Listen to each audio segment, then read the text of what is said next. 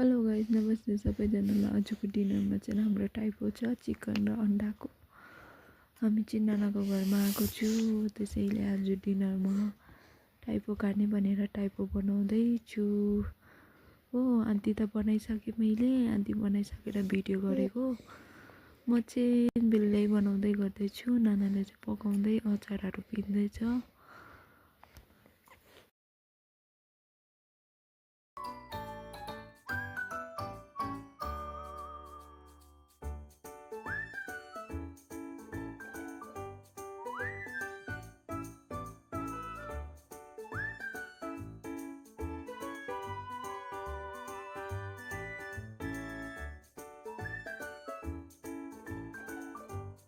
मक्टुमा बेसी भएर मैले चाहिँ नाङ्लोमा राखिरहेको छु नि त।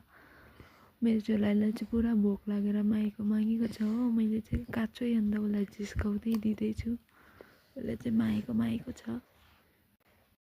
उसलाई भोक लागेर चाहिँ उसको दादा र उसलाई चाहिँ दियो, खाँदैछ है।